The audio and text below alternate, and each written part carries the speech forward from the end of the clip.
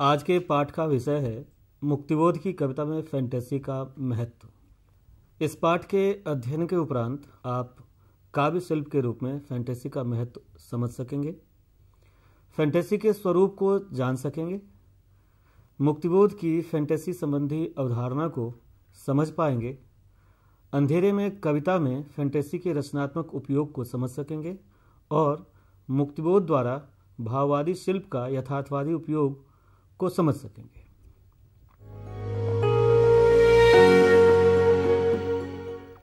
इस पाठ में हम फैंटेसी और कविता के संदर्भ में अंधेरे में कविता के शिल्प पक्ष पर विचार करेंगे। मुक्तिबोध की संपूर्ण कविता फैंटेसी के शिल्प में लिखी गई है, जिसके मिथक, प्रतीक, रूपक, उपमा, बिंब आदि घुल मिलकर कविता की संरचना को सघन बनाते हैं। फैंटेसी शब्द मूलतः ग्रीक शब्द फैंटेसिया से उद्भूत है। हिंदी में इसका आगमन अंग्रेजी के माध्यम से हुआ है।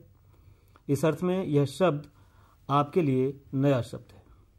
इसका अर्थ जानने के साथ फैंटेसी का स्वरूप और इसके मनोवैज्ञानिक तथा सामाजिक पक्ष पर विचार करना जरूरी है। फैंटेसी के बारे में मुक्तिबोध ने एक साहित्यिक की डायरी तथा कामायनी एक पुनर्विचार नाम के अपने दोनों पुस्तक में अपने विचार व्यक्त किए। फैंटेसी की अपनी विशिष्टता है, वह साहित्य में प्रयुक्त होकर रचना को विशिष्टता प्रदान करती है। हम फैंटेसी की उस विशिष्टता को जानेंगे। अंधेरे में कविता और फैंटेसी पर विचार किया जाएगा। साथ ही फैंटेसी न सिर्फ भाव या संवेदना के पहलुओं को प्रभावित करती है, बल्कि वह कवि की भाषा व्यवस्था को भी बदल देती है। इसी संदर्भ में मुक्तिबोध के भाषिक प्रयोग को संक्षेप में चिन्हित करें। फैंटेसी शब्द की उत्पत्ति ग्रीक शब्द फैंटेसिया से हुई है, जिसका अर्थ है अवास्तव या अमूर्त को दृश्य बनाना, अर्थात काल्पनिक या मानसिक स्तर के भाव या विचार को बिंबों के माध्यम से प्रत्यक्ष अथवा मूर्त रूप प्रदान करने की क्षमता ही फैंटेसी है। काव्य रचना प्रक्रिया में एक कवि अथवा कलाकार बाहरी जगत को आत्मसात करके अपने आंतरिक जगत का हिस्सा बनाता है। इस प्रक्रिया में उसका काव्य अनुभव विकसित होता है, वह अमूर्त होता है और अपने बाहरी यथार्थ से मुक्त होता है। इसी काव्य अनुभव को जब कवि भाषा के माध्यम से व्यक्त करते हुए बिंबित करता है, तो वह उसके अभिव्यक्ति पक्ष का स्वाभाविक हिस्सा बन जाता है। इसी को फैंटेसी या फैंटेसी शिल्प कहा जाता है। वस्तुतः फैंटेसी मनुष्य की विशिष्ट कल्पना शक्ति है, जो सामान्य संगत कल्पना की अपेक्षा अधिक असंक्रमित और बंधन मुक्त होती है। इस रूप में फैंटेसी एक साहित्यिक विधान है और एक काव्य शिल्प है, जो साहित्य के रूप पक्ष से जितना संबद्ध होता है, उतना ही उसके वस्तु पक्ष से भी। फैंटेसी पर मनोवैज्ञानिकों ने भी अपने विचार व्यक्त किए, जिनमें प्रमुख रूप से सिगमंड फ्रायड तथा कार्ल युंग का नाम लिया जाता है। कवि और दिवास्वप्न विषय पर लिखे अपने लेख में फ्रायड ने कहा कि मनुष्य की अतृप्त अधूरी इच्छाएं फैंटेसी की प्रेरक शक्तियां हैं। उनके अनुसार कलाकार अपने जिन दिवा स्वप्नों को कलात्मक रूप प्रदान करता है, वे भी उसकी इन्हीं अतृप्त इच्छाओं के परिणाम होते हैं। लेकिन फ्रायड के शिष्य युंग ने फैंटेसी के बारे में उनसे थोड़ा अलग विचार प्रस्तुत किया। उनके अनुसार फैंटेसी मुक्त साहचर्य का पर्याय है। मुक्त साहचर्य में मन को चिंतन के दबाव से मुक्त रखा जाता है। इस प्रकार यह अवरोधहीन असंगत बिंबों का समुच्चय होता है। इसके विपरीत विचार प्रेरित चिंतन पर विवेक का दबाव होता है। वह उसे एक निश्चित दिशा में चलने को बाध्य करता है। लेकिन मुक्त साहचर्य में भी साहचर्य शब्द बिंबों के बीच एक खास तरह की संगति की तरफ संकेत करता है। प्रसिद्ध मार्क्सवादी समीक्षक क्रिस्टोफर कार्डवेल ने युंग की धारणा अभिप्रेरित चिंतन को स्वीकार किया है और इसे सौंदर्य या अच्छाई का सामाजिक मानदंड माना है। यह विचार उन्होंने अपनी पुस्तक इल्यूजन एंड रियलिटी में व्यक्त किए। यह फैंटेसी के संदर्भ में स्वप्न और कल्पना पर विचार करना जरूरी है, उनके बीच के अंतर को जानना भी। स्वप्न हमारे चेतन मन के सुप्त पर जाने अथवा कुछ समय के लिए बाधित पर जाने पर आता है। स्वप्न का यथार्थ जगत से कोई प्रत्यक्ष संबंध नहीं होता, इसलिए फैंटेसी को विशुद्ध स्वप्न बिंब के रूप में नहीं देखा जा सकता, क्योंकि स्वप्न बिंबों के बीच कोई तार्किक संगति नहीं होती, जबकि फैंटेसी के बिंब अभिप्रेरित चिंतन के परिणाम होते हैं। उनमें एक योजना, एक दिशा होती है। कल्पना यथार्थ जगत से प्राप्त अनुभव और ज्ञान के आधार पर पुनर्रचना करने की शक्ति का नाम है। काव्य अथवा साहित्य भाव योजना और कथा योजना को गति प्रदान करने तथा उनसे संबंधित भावों को स्पष्ट करने के लिए जब सामान्य रूप से उपमा, रूपक, उत्प्रेक्षा आदि अलंकार खड़े किए जाते हैं या भावों के सादृश्य निर्मित किए जाते हैं, तो वहां हम अपनी कल्पना शक्ति को प्रयुक्त होते हुए देखते हैं। लेकिन फैंटेसी में कल्पना के इस सहज सामान्य रूप से काम नहीं चलता। फैंटेसी इससे अलग भाव विभाव की रीजनिंग में टूटती दिखाई पड़ती है। उसकी जगह कवि अति कल्पना शक्ति का प्रयोग करते हुए बिंब अथवा दृश्यों की श्रृंखला निर्मित करता है। उसमें रीजनिंग कवि की रहती है। स्पष्ट है कि फैंटेसी न विशुद्ध रूप से स्वप्न है और न सामान्य कल्पना। एक रचनाकार के रूप में मुक्तिबोध फैंटेसी को लेकर काफी सजग थे। उनकी सजगता बताती है कि वे फैंटेसी को उसकी सामान्य प्रचलित धारणा, जिसमें विशुद्ध स्वप्न अथवा विशुद्ध काल्पनिकता के तौर पर उसे देखा जाता है, से अलग करके देखते थे। अपनी पुस्तक एक साहित्यिक की डायरी में कला का तीसरा क्षण शीर्षक निबंध में उन्होंने फैंटेसी पर विचार किया है। इसके अलावा उन्होंने कामायनी एक पुनर्विचार पुस्तक में भी इस पर विचार किया है। उनके अनुसार हमारा प्रारंभिक अनुभव जब अनुभव की मूल स्थितियों से मुक्त होकर काव्यानुभव में बदलता है तो वह फैंटेसी का रूप धारण करने लगता है। उसकी पूर्णता उस तीसरे क्षण में होती है जब उसे अभिव्यक्ति देने के लिए कोई कलाकार शब्दबद्ध करने लगता है। इस तरह जीवन यथार्थ से एक कवि कलाकार अनुभव ग्रहण करता है। इस अनुभव से फैंटेसी पैदा होती है। इसीलिए मुक्तिबोध ने उसे अनुभव की कन्या कहा है। उनके शब्दों में फैंटेसी अनुभव की कन्या है और उस कन्या का अपना स्वतंत्र विकासमान व्यक्तित्व है। वह अनुभव से प्रसूत है, इसीलिए वह उससे स्वतंत्र है। मुक्तिबोध के अनुसार फैंटेसी कोई स्थिर तत्व नहीं है, वह विकासमान है, इसलिए परिवर्तनशील है। उनके शब्दों में फैंटेसी अनवरत रूप से विकसित परिवर्तित होती हुई आगे बढ़ जाती है। इस प्रकार वह फैंटेसी अपने मूल रूप को बहुत कुछ त्यागती हुई नवीन रूप धारण करती है। यह कहना कठिन है कि फैंटेसी का यह नया रूप अपने मूल रूप की प्रतिकृति है। स्पष्ट है कि मुक्तिबोध की निगाह में साहित्य में फैंटेसी विशृंखलित बिंबों का उन्मुक्त प्रवाह नहीं होती और न ही स्वप्न की तरह अवचेतन प्रेरित होती है। वह संवेदनात्मक उद्देश्यों से प्रेरित बिंबों की एक सुसंगत श्रृंखला होती है। मुक्तिबोध कामायनी एक पुनर्विचार में लिखते हैं, फैंटेसी के रूप में जो कथा प्रस्तुत होती है और कथा के अंतर्गत जो पात्र, चरित्र और कार्य प्रस्तुत होते हैं, वे सब प्रतीक होते हैं वास्तविक जीवन तथ्यों के। यही कारण है कि फैंटेसी का चित्रण करते हुए लेखक पात्रों, चरित्रों और उनके कार्यों के बारे में अनेक ऐसी बातें कह जाता है कि जो बातें पात्र, चरित्र और पात्र कार्य के भीतर से उद्गत नहीं हो सकती, क्योंकि वस्तुतः वे इन चरित्रों और कार्यों के अंगभूत नहीं हैं। यानी फैंटेसी में लेखकीय व्यक्तित्व की छाप होती है। कामायनी का उदाहरण देते हुए उन्होंने लिखा, कामायनी में प्रधान है लेखक के जीवन निष्कर्ष और जीवन अनुभव, न कि कथा वस्तु और पात्र।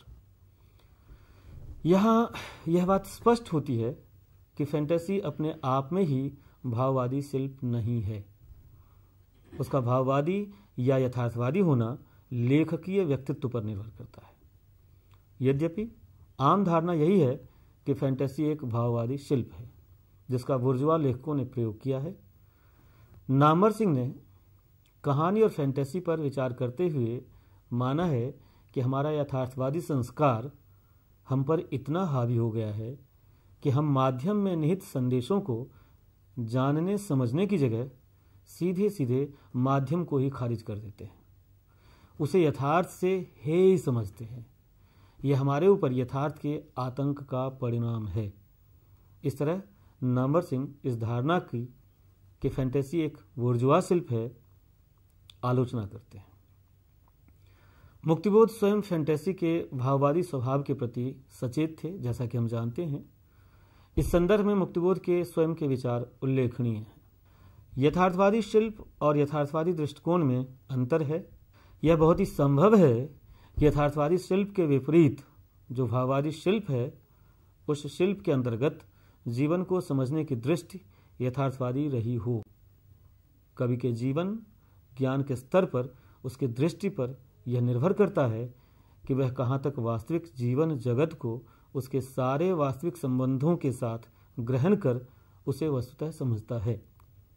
यह संभव है कि तथाकथित यथार्थवादी कलाकार यथार्थ को रंगीन चश्मे से देखकर उस यथार्थ की अशुद्ध व्याख्या करते हुए, उसका अशुद्ध मूल्यांकन करते हुए और इस प्रकार उस यथार्थ को ही विकृत बना दे, किंतु यह विश्वास करते हुए कि उसकी अपनी समझ से जो यथार्थ है वही उसका यथार्थ स्वरूप भी है।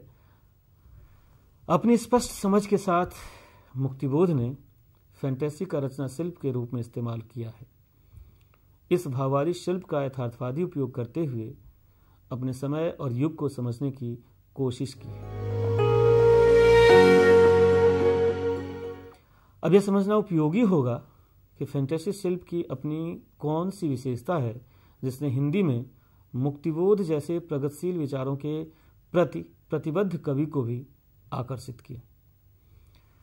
दरअसल फैंटेसी में यथार्थ को कुछ इस तरह से प्रस्तुत किया जाता है कि वह पाठक को आश्चर्य में डाल देता है। इसमें अति प्राकृतिक और अपरिचय के तत्व का आकर्षण होता है जो श्रोता और पाठक का मनोरंजन भी करता है। भावुकता और बौद्धिकता का समन्वय होता है। पाठक की संवेदनशीलता और सहृदयता आसानी से उद्धत हो जाती है। इसकी सबसे बड़ी विशेषता है इसमें कथात्मक ब्यौरों के वर्णन से छूट मिलती है। लेखक बिंबों की एक सघन श्रृंखला तैयार कर अपने भावों, विचारों और युगीन यथार्थ को संक्षिप्त कलेवर में व्यक्त कर सकता है। मुक्तिबोध फैंटेसी की इस विशेषता से भली भांति परिचित थे।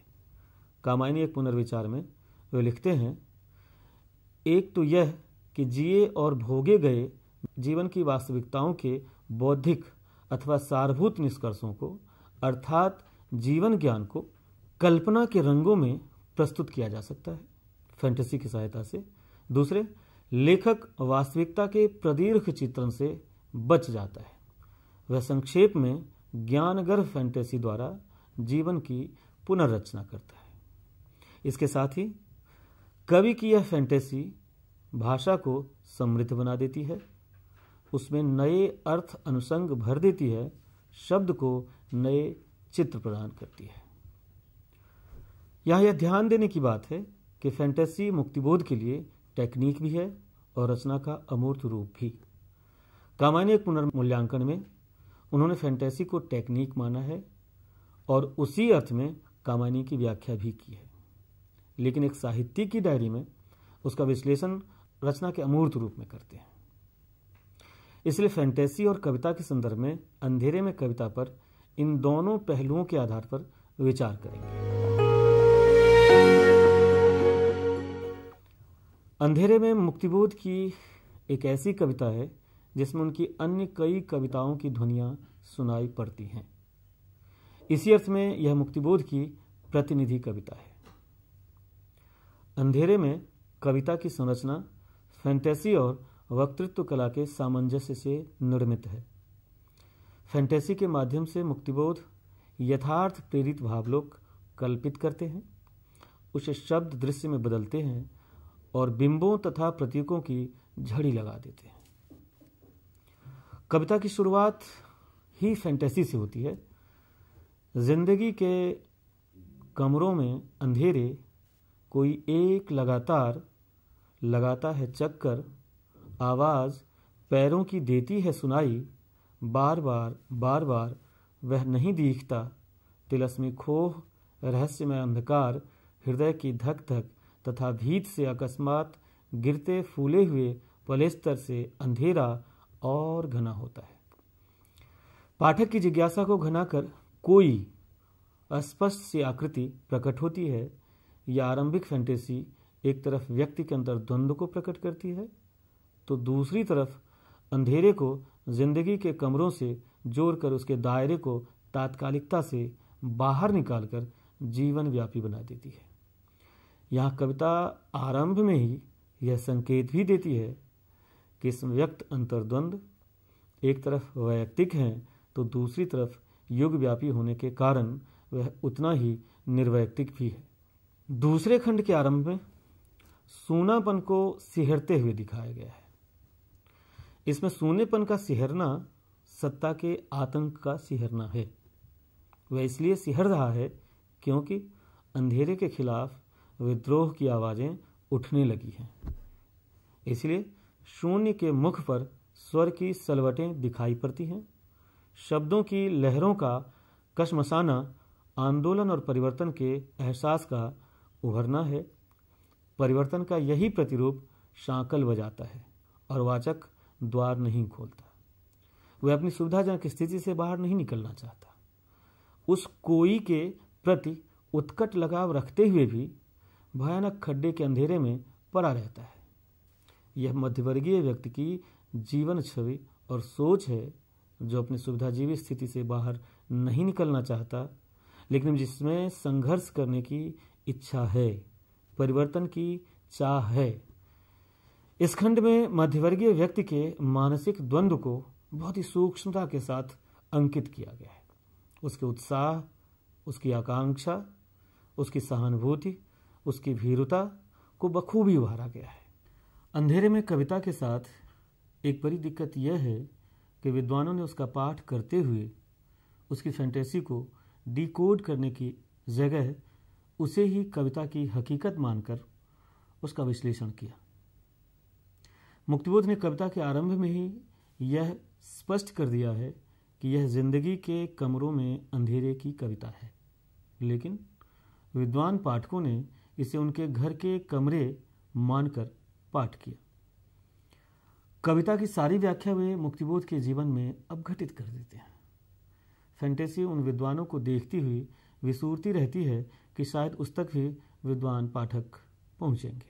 फैंटेसी को आप कथात्मक काव्य की तरह नहीं पढ़ सकते, जिसमें घटना दर घटना कथा आगे बढ़ती है। कविता के एक एक प्रसंग और संदर्भ से आप परिचित होते चले जाते हैं। आसानी से आप उसका अर्थ समझते चले जाते हैं। फैंटेसी काव्य में ठीक इसके उलट स्थिति होती है। कविता अलग अलग बिंबों में गठित होती है। ये बिंब आपस में जुड़े हुए होते हैं। बिंब के भीतर कविता की कुंजी होती है। उसकी पहचान कर आपको कविता के अर्थ संदर्भ तक पहुंचना होता है। ऐसा न करने पर कविता दुरूह और जटिल लग सकती है, जो स्वाभाविक है। खंड 3 की फैंटेसी का केंद्र है विचित्र प्रोसेशन। इस प्रोसेशन के 2 भाग हैं। पहले हिस्से में बैंड दल, क्विक मार्च, कोलतार पथ, गैस लाइट की पातें, काले बलवान घोड़ों का जत्था और उसमें शामिल लोग, जिसे कवि वाचक के माध्यम से किसी मृत्यु दल की शोभा यात्रा कहता है, जो रोमांचकारी जादुई करामात की तरह दिखता है। यह पूरा रूपक है। यह स्थिति की भयावहता, उसके आतंक को रूपायित करता है। उसके सारे उपमान सजाए गए हैं। दूसरा हिस्सा है जिसमें कवि इसके उपमेय खोल कर रख देता है। मुक्तिबोध के शब्दों में भाई वाह, उनमें कई प्रकांड आलोचक, विचारक, जगमगाते कविगण, मंत्री भी, उद्योगपति और विद्वान यहाँ तक कि शहर का हत्यारा कुख्यात डोमाजी उस्ताद बनता है बलवान। हाय हाय, फैंटेसी का जादू खुलता है और हम इस कविता से युगीन यथार्थ के बीच आ खड़े होते हैं। ध्यान देने की बात है कि जुलूस में शामिल लोग समाज के प्रतिनिधि व्यक्ति हैं। उनके कंधे पर देश, समाज और मानवता की रक्षा का दायित्व है, लेकिन उनका निजी स्वार्थ उन्हें हत्यारा डोमाजी उस्ताद के बराबर लाखड़ा कर देता है। वर्तमान व्यवस्था का जन विरोधी चरित्र उभर कर सामने आता है। समाजवादी लोक कल्याणकारी गणतंत्र स्वार्थवादी लोक षड्यंत्रकारी गणतंत्र में बदल जाता है। खंड 4 में भय का आतंककारी जादुई वातावरण और गहरा और घना होता है। वाचक की बेचैनी बढ़ती है। वह चारों तरफ अखबारी दुनिया का फैलाव, उसका फंसाव, घिराव और तनाव महसूस करता है। आपातकाल का एक पूरा दृश्य बनता दिखाई देता है। इस खंड का केंद्र उस सिरफिरे का आत्म उद्बोधन है। यह आत्म उद्बोधन, जिसका गद्यानुवाद वाचक हमारे सामने प्रस्तुत करता है, फैंटेसी की शक्ल में आज़ादी के बाद की नई पीढ़ी के हकीकत का बयान है। सबसे बड़ी परेशानी यह है कि लोग आज़ादी के बाद देश निर्माण में अपनी भूमिका भूल गए। सबके सब अपने स्वार्थ तक सिमट कर रह गए। पागल का बयान इसी तरफ इशारा करता है। दुखों के दागों को तमगों सा पहना, अपने ही ख्यालों में दिन रात रहना, असंग बुद्धि व अकेले में सहना, जिंदगी बन गई निष्क्रिय तलघर। बताओ किस किस के लिए तुम दौड़ गए, करुणा के दृश्यों से हाय मुंह मोड़ गए। बहुत बहुत ज़्यादा लिया, दिया बहुत बहुत कम, मर गया देश, अरे जीवित रह गए तुम। 5वें खंड में वाचक को ऐसा लगता है कि पीछे से उसके कंधे पर किसी ने हाथ रखा है, लेकिन वह किसी का हाथ नहीं, बरगद का पात है। वैसे किसी का इशारा या संकेत मानता है। स्पष्ट है कि 4थे खंड में बरगद सभी उपेक्षित और वंचित जनों के आश्रय का प्रतीक है। इसलिए बरगद पात यहाँ जनता का हाथ और साथ साथ चलने का संदेश बन जाता है। 6ठे खंड में मुख्य रूप से तिलक, गांधी, कलाकार की हत्या तथा वाचक की गिरफ्तारी और उसकी स्क्रीनिंग का रूपक उभर कर सामने आता है। तिलक का रूप आज़ादी पूर्व देखे गए सपने, आदर्श और मूल्यों की उपेक्षा की याद दिलाता है। अगले बंद में वाचक का गांधी से साक्षात्कार होता है। गांधी जी उसे शिशु दे जाते हैं, जो नए सत्य, नए भविष्य का प्रतीक है। वह शिशु सूरजमुखी फूल में बदल जाता है। शिशु को ग्रहण करना काव्य नायक के दायित्व उठाने का संकेत देता है। अगला रूपक कलाकार की हत्या का है। यह सच्चे कलाकार के प्रति सत्ता की क्रूर प्रतिक्रिया का प्रतीक है। कलाकार के प्रति उसकी सहानुभूति बताती है, सहानुभूति अर्थात वाचक की सहानुभूति बताती है कि वाचक का व्यक्तित्वांतरण हो चुका है। तभी कलाकार की हत्या पर उसमें भी क्षोभ और आक्रोश पैदा हो जाता है। वाचक आत्मवधता को पूरी तरह त्याग कर विश्व चेतस क्रांति धर्मा बन जाता है। इसलिए निर्णय लेता है कि अब सभी तरह के खतरे उठाने होंगे। मुक्तिबोध के शब्दों में अब अभिव्यक्ति के सारे खतरे उठाने ही होंगे, तोड़ने ही होंगे मठ और गढ़ सब। 7वें और 8वें खंड में जन क्रांति का रूपक खड़ा किया गया है। जन क्रांति के गतिशील चित्र को फिर अचानक भंग कर दिया जाता है। ऐसा क्यों? क्योंकि मुक्तिबोध कविता में आंदोलन सफल कर फैंटेसी को स्वप्न में ही नहीं बने रहने देना चाहते। वे उसे हकीकत की जमीन देते हैं। वाचक की क्रिया, प्रतिक्रिया, प्रश्न, प्रतिप्रश्न के साथ उसे वह रहस्यमय व्यक्ति लोगों की भीड़ में साथ चलता दिखता है, जो उसे पहले गुहा में मिला था। यह कविता का अंतिम और महत्वपूर्ण बिंदु है। रहस्यमय व्यक्ति का जनता के बीच जाना इस बात का प्रतीक है कि व्यक्ति की क्रांतिकारी चेतना जन सामान्य के संघर्ष के साथ जुड़कर ही सार्थक हो सकती है।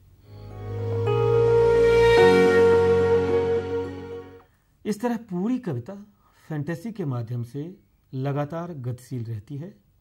जैसा कि आरंभ में जिक्र किया गया, अंधेरे में फैंटेसी और वक्तव्य शैली का संयोजन है।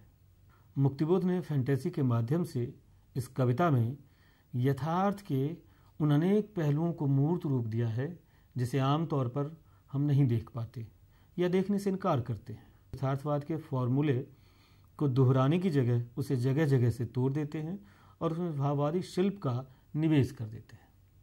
उससे जीवन यथार्थ कविता में और गहन होता है, उसकी व्यंजना बढ़ जाती है, व्यक्ति चेतना मैं से मुक्त होकर सबसे जुड़ जाती है, वैयक्तिकता से सामूहिकता की यात्रा करती है। इस तरह जीवन की पुनर्रचना होती है।